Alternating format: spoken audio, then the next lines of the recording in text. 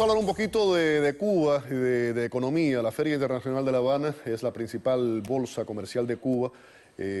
Acaba de finalizar, ¿no? Acaba de finalizar. Vamos a hablar un poco de quiénes estuvieron ahí, qué representa esa feria, cómo la analizamos y las garantías o no garantías, ¿no?, que ofrece el régimen de La Habana para los inversionistas extranjeros. Pablo de Cuba, ¿quién mejor que él? Abogado, economista, profundo conocedor de todos esos temas, para ilustrarnos al respecto. Yo decía que es la principal bolsa comercial de Cuba. ¿Qué importante es? Mira, la Feria de La Habana, desde el momento que se idealizó en su estructura fue... Que lleva como 32 años, ¿no? Bueno, yo pienso que yo no tenía muchos años de haber nacido cuando empezó. Yo menos, ¿eh?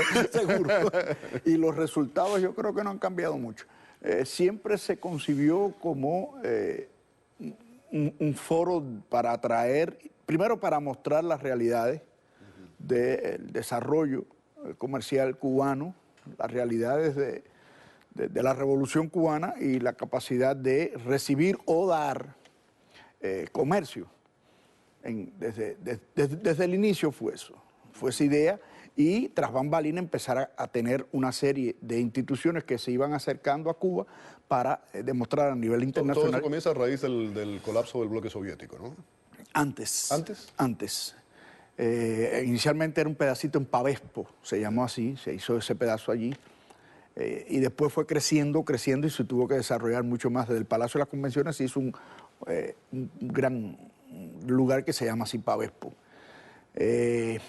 La feria sí era ubicar que Cuba fuera un lugar de eco anual en el comercio del área, o sea, buscar una influencia de Cuba hacia y desde, fundamentalmente captar capitales y, entre comillas, aumentar las exportaciones. Ahora, yo insisto, vamos a dejar la política a un lado por completo. Con la falta de garantías, esto lo hemos visto, vimos lo que ocurrió con Max Marambio, hemos visto con muchos inversionistas que han ido a Cuba, la forma en la que no hay separación de poderes en Cuba, o sea que el Ejecutivo es el que le dice al Poder Judicial qué es lo que se va a hacer en caso de cualquier tipo de conflicto o de una demanda. Yo no invertiría mi dinero en Cuba.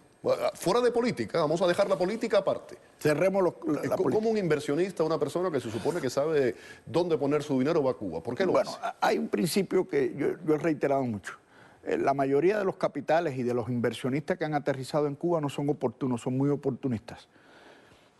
Primero por beneficios internos, desgraciadamente uno de ellos... Pero son muy, entiendo perfectamente, sí. No son oportunos, son oportunistas, me parece muy bien la frase de lo que has dicho, pero además de eso tienen luces cortas, no tienen luz larga.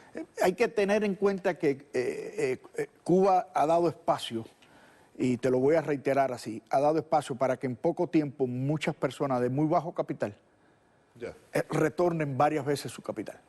Entonces, ¿qué ocurre? Que se mantienen. Casi nadie que tiene un retorno alto tiende a brincar de la rueda. Nadie sabe. Estamos hablando de inversionistas baratos.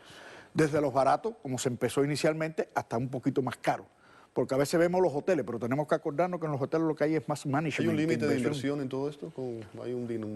Para en estas carteras hay un límite de inversión, ¿no? Ninguno. ¿Ninguno? Ninguno. O sea, la ley de inversión extranjera en Cuba siempre ha sido tratar de abrir más y más y más la posibilidad de controlar la inversión interna.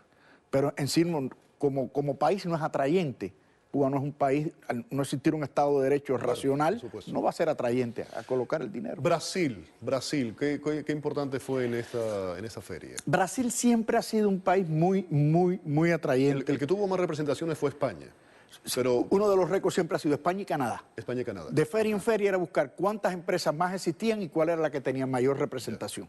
Siempre fue eso. O sea, era una competencia entre quién asistía un año y quién el otro. Ahora, lo que me decías de Brasil... Vamos a hacer algo, sí. Vamos a una pausa y regreso con tu respuesta de lo de Brasil. Quédense con nosotros, volvemos.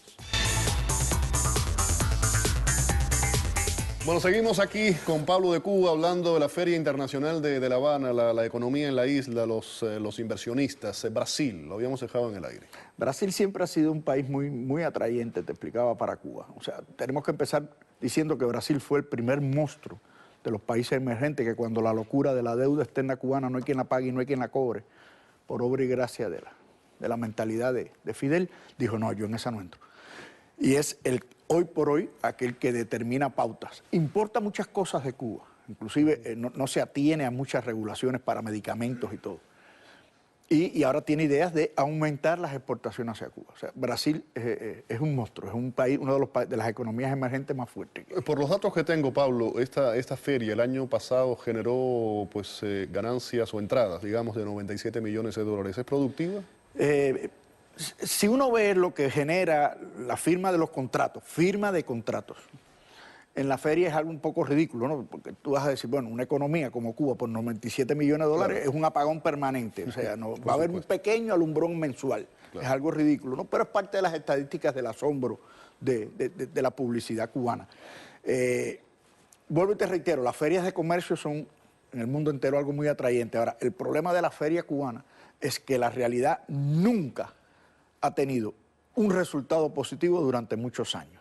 Todas las inversiones, te puedo decir Nicaragua, te puedo decir el Perú, países que se han abierto al régimen de inversión extranjera han tenido mucho mayor resultado que Cuba en menor tiempo. Claro, además con sistemas políticos y que lo que hablábamos anteriormente de la división de poderes y todo esto. Hay empresas, yo estaba viendo ahora las empresas que participaron, hay una que se llama Italian Hairtech, que estuvo en Cuba, estaba en la feria y negocia con Estados Unidos. ¿La ley Helms-Burton permite esto? Bueno, el problema de la Helms-Burton lo que te está planteando directamente es que si tú tienes relaciones con Cuba y tú medias con productos norteamericanos que tenga contenido, que tenga financiamiento, ahí entra el choque. El problema no está en si tú vas a negociar, a buscar una posición en Cuba, porque hay empresas norteamericanas que están autorizadas por OFAC. O sea, el real control de OFAC está en los puntos de tecnología y financiamiento, que es lo que a veces no quiere decir que todo el margen comercial. Y el otro que se paga efectivo. El financiamiento, es lo que te explicaba, no hay acceso a líneas de crédito. Claro. Inclusive OFAC te dice, bueno, si tú tienes de este producto una línea de crédito, un banco francés, yo no puedo hacer nada, claro, porque es lícito. A mí tú me pagas a la vista, a mis empresarios norteamericanos. De nuevo, lo que te hablaba anteriormente de la falta de garantías, y ejemplos hay muchísimos, ¿no? De lo que se ha visto en Cuba, y además en el caso de una demanda, de nuevo, el Poder Judicial no es el que decide, el Ejecutivo le dice esto es así y es así. Realmente estas ferias, estos cambios que han hecho para atraer inversión extranjera a Cuba, para salvar el sistema político que tienen, que es lo que está detrás de todo esto. ¿Crees que funciona? Mira, hasta ahora, desde que empezaron, te dije que hace muy poquito tiempo, yo no he visto un resultado real. Ahora, lo que sí hay es un nombre de Cuba reiterado en esa feria. Sin lugar a dudas. Esa publicidad sí se va a mantener, es un punto atrayente, la gente se asoma a ver qué puede lograr en estos momentos.